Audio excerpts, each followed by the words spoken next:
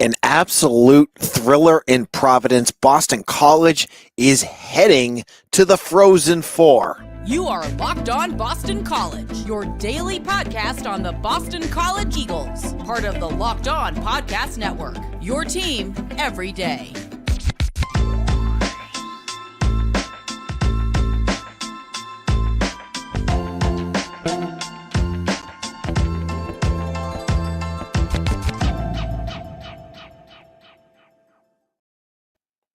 Hello, everyone. Welcome to Locked On Boston College, your team every day. This is your host, AJ Black. Today's episode is brought to you by Gametime.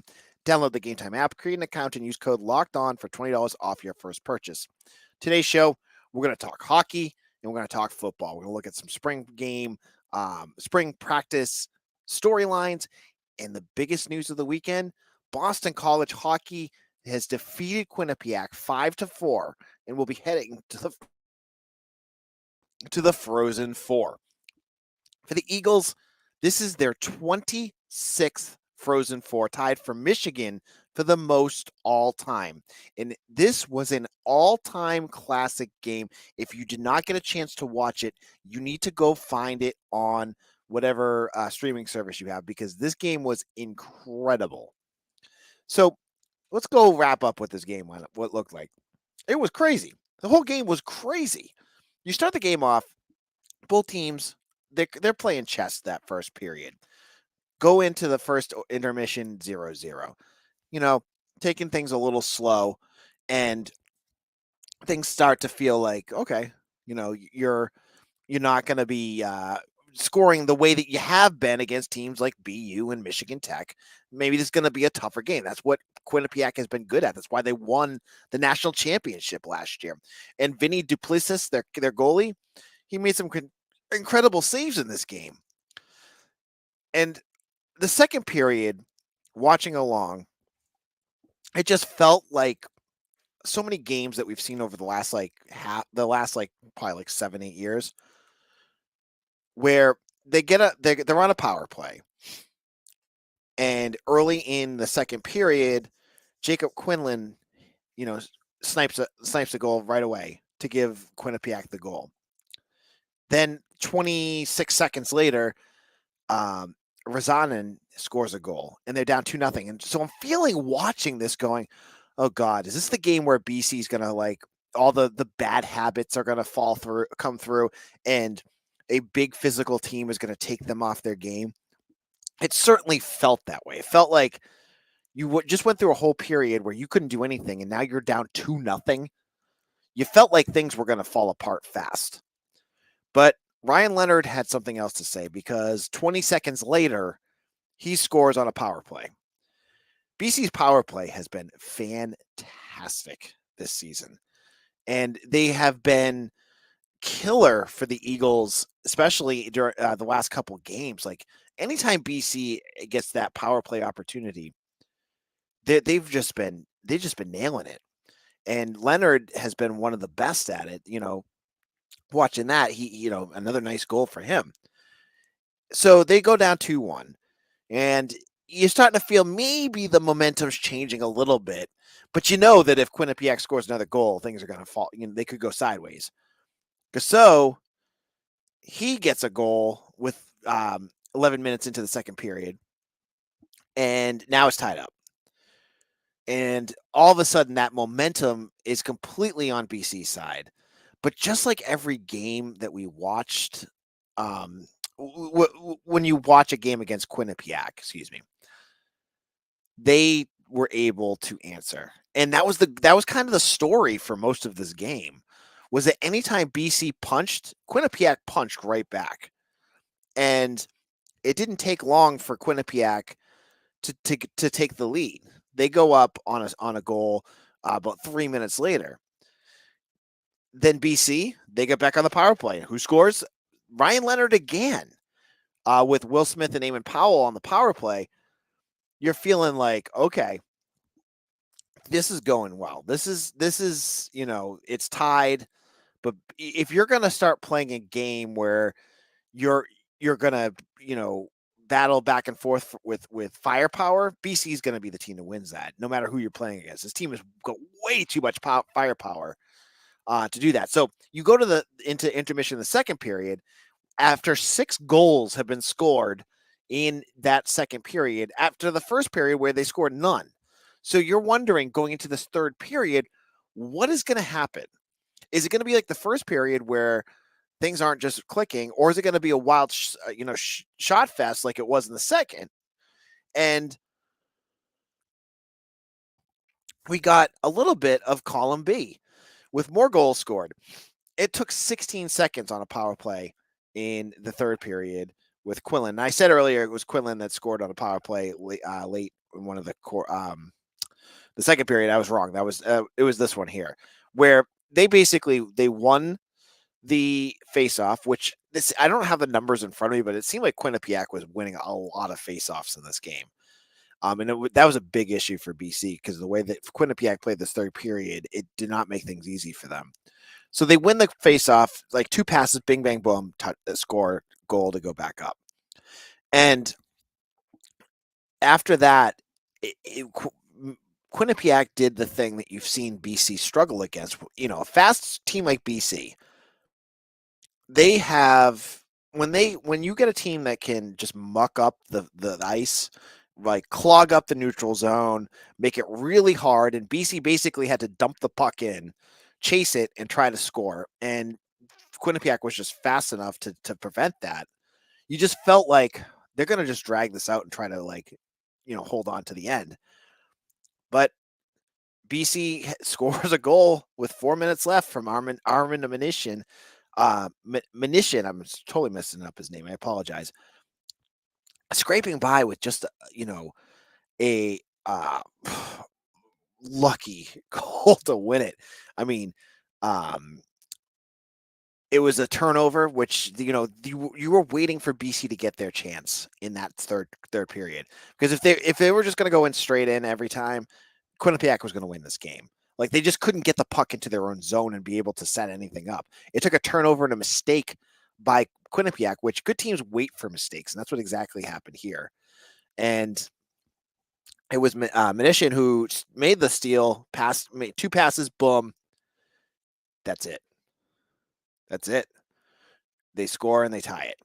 Now, in a moment, we're going to go and we're going to talk about the overtime period and talk about what happens after this, because there's a lot to talk about.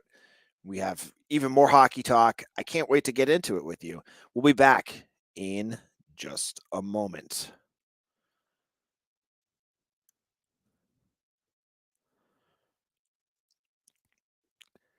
You know me. You know I love going to sporting events, theater, concerts, any chance I can get out of my house now. Love to do it. The place I love to do it most is with Gametime. Gametime is now an authorized ticket marketplace of Major League Baseball, which makes getting tickets even faster and easier. Prices on the Gametime actually go down as it gets closer to the first pitch. If you're a fan of the Red Sox and you're waiting for this season, it's going to go down quite a bit because no one's going to be going to those games. I'm just kidding.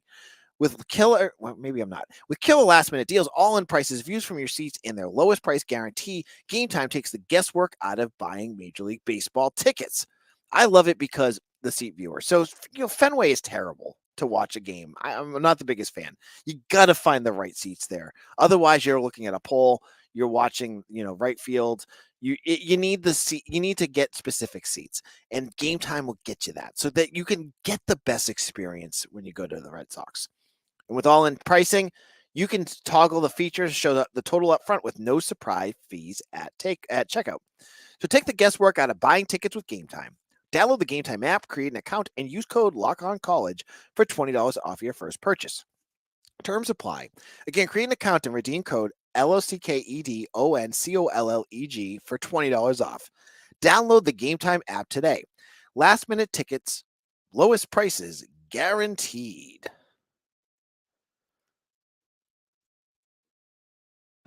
This is Locked On BC. I'm your host, AJ Black.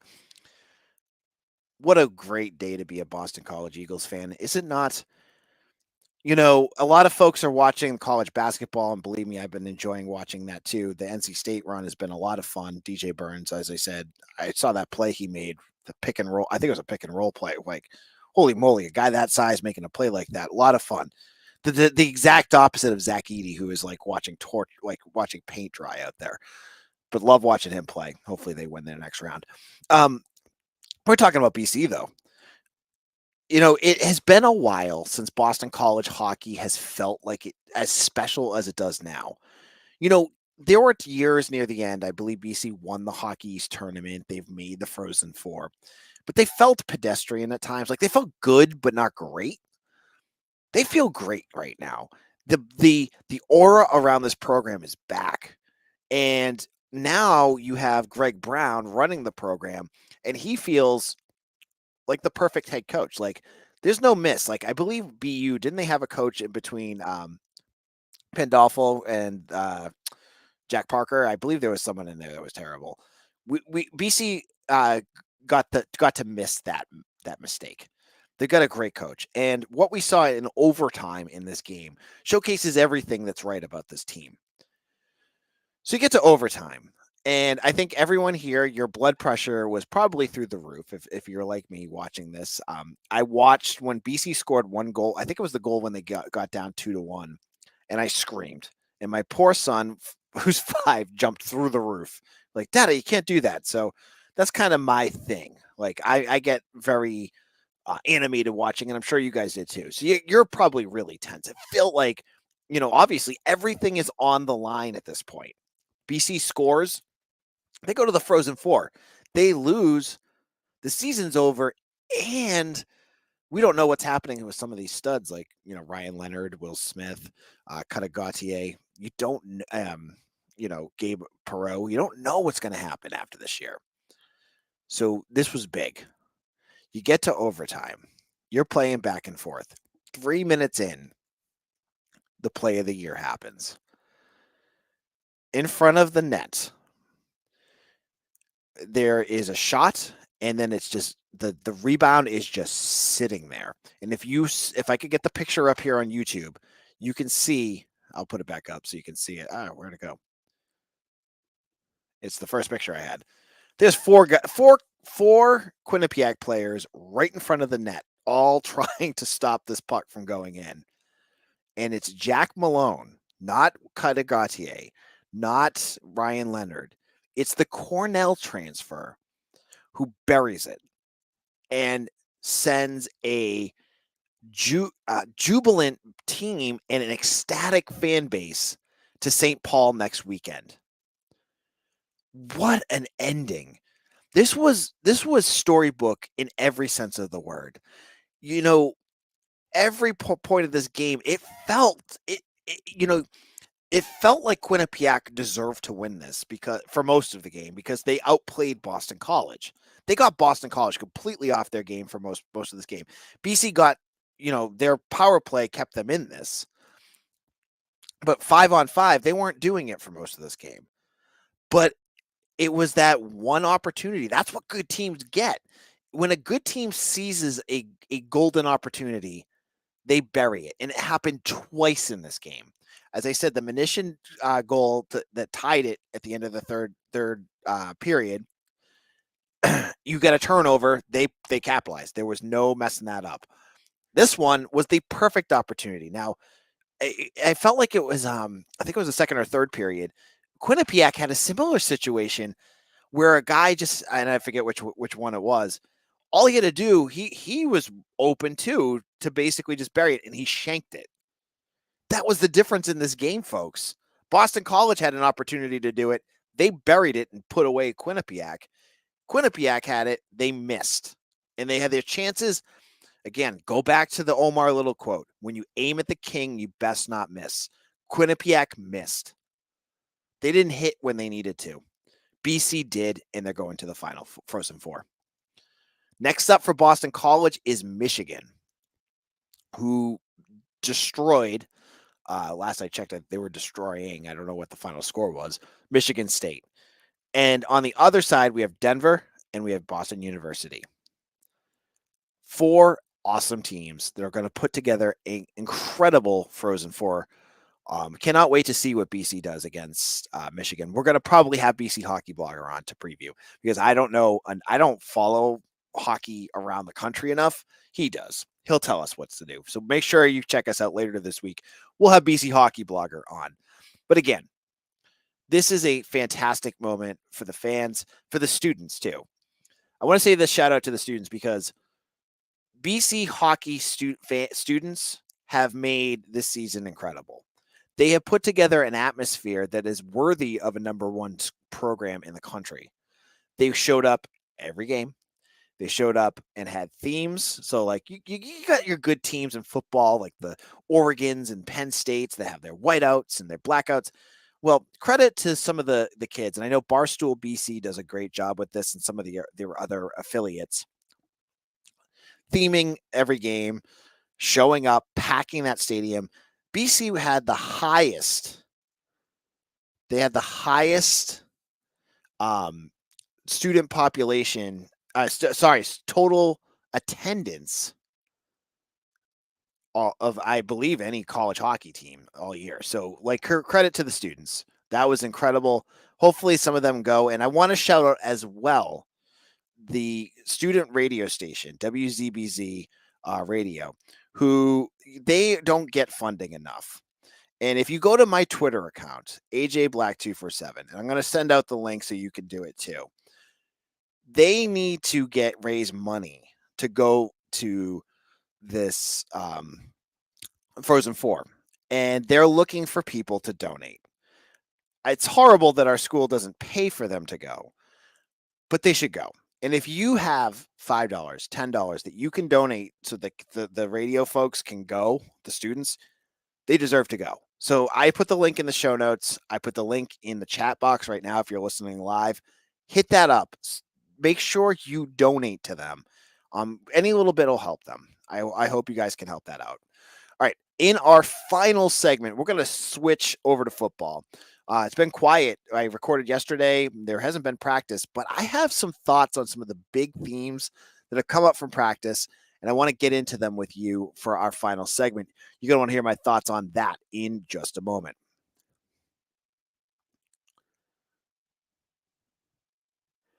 Now, if you're like me, you love your Amazon Fire TV.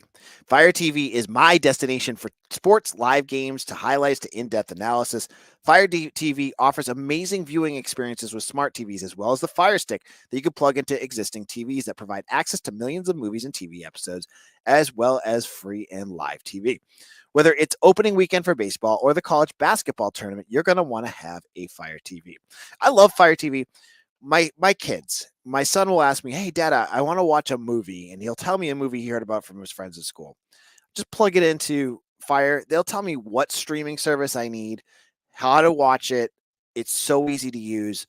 I love it. So check it out. Fire TV also recently created Fire TV channels to deliver a constant supply of the latest videos from your favorite sports brands, all for free. That includes all of us at Locked On and most of the big league pros and college conferences as well. Fire TV channels let you dive into all the game analysis and highlights and more to keep up to date on all the latest in the world of sports. March Madness, NBA, MLB, and lots more. Check us out. You get your Locked On BC on your Fire TV. You'll love it. Check out Fire TV channels on Fire TV and Alexa devices. If you haven't checked out Fire TV channels, you should. Trust me on this. To learn more, visit www.amazon.com/LockedOnFireTV. All right, folks, wrapping things up here. We're putting football last today. Usually football is our lead, but man, when we're talking hockey, we're hitting hockey hard. And hopefully you guys are going to be ready for next weekend. If you're hitting up St. Paul too, hit us up in the comments. I want to hear about who's going to that game. Now, we're now into the home stretch of spring practice. I only got 2 more weeks left, as the spring game is on April 13th, which is a week from Saturday, next Saturday. That means only 5 or 6 more practices. And folks have been wondering, what's going on? What are the big takeaways from practice? Bill O'Brien and his staff, they're just taking over the reins here in Chestnut Hill. What have you noticed, AJ? So first one, what are the big takeaways and things that you've noticed? One big question I have is, where's Joseph Griffin? Don't know where he's at. I haven't seen him at practice. I haven't seen him rehearse, he doesn't seem to be I'm not sure if he's injured. He's not with the injured players. I've seen a lot of them there. I'm not sure what's going on with Joe Griffin. So folks have been asking me. I don't know. That was my first thing I wanted to bring up. The second piece I think is a big takeaway is the amount of attention to detail that Bill O'Brien is bringing to this team is going to be a refreshing change from years past. I don't want to knock Halfley for this because, he did what he did, right? But Bill O'Brien has done this for years. Bill O'Brien is an experienced head coach who knows what he's doing. And it's very clear that the staff he brought with him are carrying that over to their practice sessions. Just being watching them, the way he coaches things up, the way he points out details. If a route runner is not making the right cut, you'll see him or Darryl Wyatt over there working with them. The form that you need at the offensive line, calling out plays for Thomas Castellanos, all the little things you're seeing them do. And it's very clear that attention to detail is going to be big. And I like that. I think that's going to be big because it's coaching up your team. It's getting your team ready. It's developing your players, which is what Boston College is all about, right? So I've been a big fan of that. The defense. Folks have been asking about the defense. What are we noticing, AJ, with the defense? Well, talking to the players, they are much more feeling like things are more free on this defense. It's not as restricted as Jeff Halfley's defense. It's more pin your ears back and go after the quarterback. I've watched a few scrimmages now, and they've been able to battle BC's offense, which I think is good because I feel like BC's offense going into the spring was supposed to be the strength. The fact that the defense is being able to hold their own and not get torched all the time is a good thing. I've seen some new names out there that I think your people are going to want to know on the defense. Jalen Cheek, I believe, has been playing a lot of safety. I've seen him out there. I believe it's safety I've seen him at. I've seen a lot of different linebackers playing different roles, and Davion Crouch is a name that keeps coming up. Love the play that this defense has been making. So that's another big piece of this spring. Special teams, I think, is also important because we don't talk about special teams enough, but it's an important role. And I think you're going to see a lot of changes in terms of returning this year and kick and punt returns. Now, last year, we saw Lewis Bond and Jaden Williams. Jaden Williams is gone. Lewis Bond, he's been doing a little bit, but I don't think you've seen him a ton out there. The big kick returners and punt returners are a couple new guys. Trayshawn Ward, the running back from Kansas State and Florida State, and Jaden McGowan from Vanderbilt. I think Jaden McGowan is supposed to be he's supposed to be the ace. You haven't seen a ton of opportunities, but those are the guys out there, along with Amari Jackson, their cornerback, who we've seen in years past. In terms of kicking, Liam Connor's still the guy. Other news and notes in terms of what we've seen during the spring has been visitors. There's been a ton of visitors, both recruiting and just other folks that are just related to the program. We've seen Dan Copin and Brian St. Pierre, Connor Strahan. We had Ernie Adams on campus. Lots of those folks on campus, but lots of recruits too. And I want to have more of a focus on recruits coming up later this week. I'll have stuff up in Eagle Insider as well. So football, it's kicking back up this week, and it's going to be interesting because now we're 2 weeks in the spring game. Obviously, there's a lot to talk about with what happens there. There's going to be transfers after that, and there's going to be players that BC targets, and it'll be interesting to see what positions the coaching staff feel like they need more depth at. You go to a press conference, they're not going to tell you. I have my thoughts, and I'll save this for another episode, but it'll be interesting to see what they think because I'm sure they're going to be looking at some transfers as well. Well, thank you all so much. This is a late episode, but a great one. Thank you all who have made Locked On BC your first listen every single day, who have liked this, who check this out every time. Thank you. And if you're new, thank you so much as well. I appreciate you. I hope you enjoy this. We're the only daily Boston College podcast.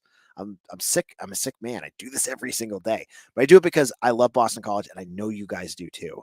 Thank you so much. Follow me on Twitter at AJBlack247. Check me out at Locked On BC on Twitter as well. I hope to see you all again tomorrow for another exciting episode of Locked On Boston College, your team every day.